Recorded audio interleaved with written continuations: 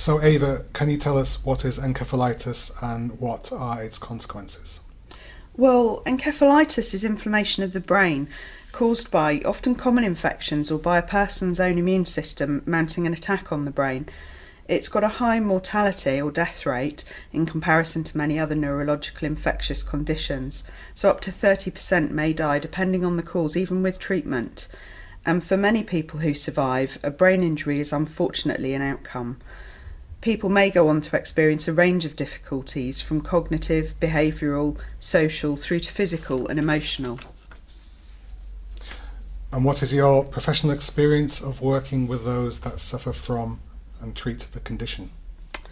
Gosh, well, I've worked with probably more survivors and families affected by the condition than any other person in the world over the last 16 years. And I'm conscious that sounds a grand claim, but it really has been my vocation since I first went to work for the Encephalitis Society.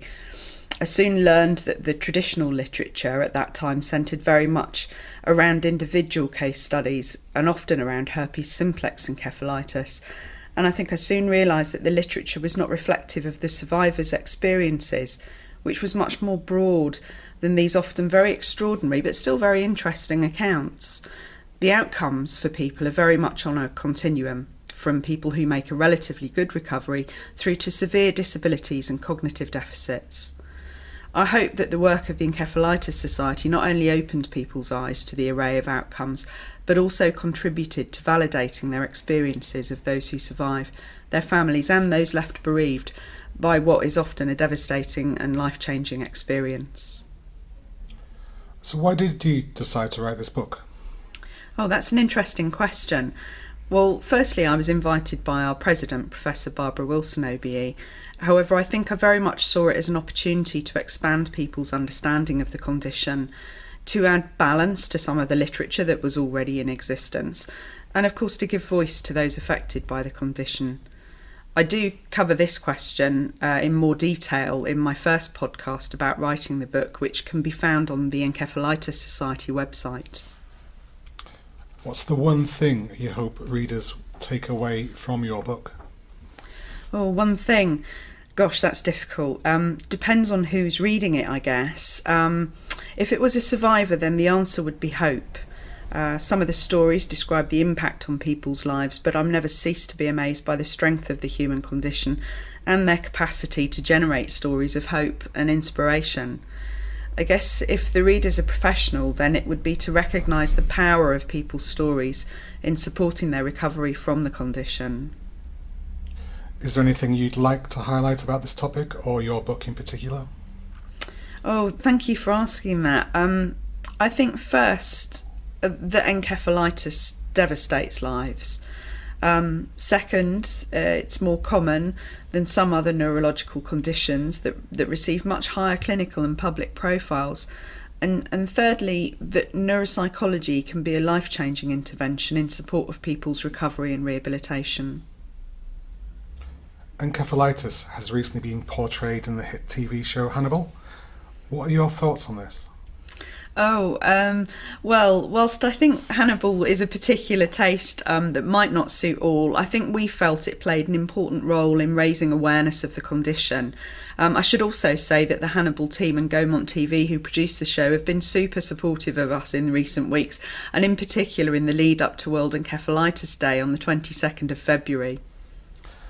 What's a common misconception about this topic that you'd like to clear up? Well, I think probably the misconception that people still have encephalitis, when in fact it's the subsequent brain injury. Brain injury is a consequence of encephalitis, so the ongoing sequelae that people experience is not usually as a result of an acute illness, i.e. they're not continuing to experience encephalitis. Your book includes 8 stories from survivors, family members and the bereaved. How will these narratives influence neurological ill health and disability, in particular brain injury?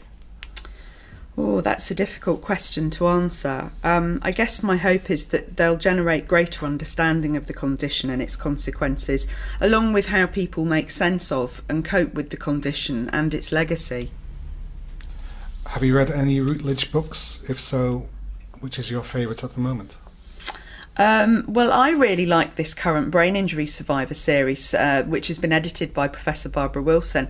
It's got everything from traumatic brain injury through to prosopagnosia. Do you have any events coming up? Oh yes, our society has an annual programme of events for those affected by the condition. But in relation to the book, we've got two main VIP launch events in April and June. The latter sees the book being launched and hosted by The Guardian.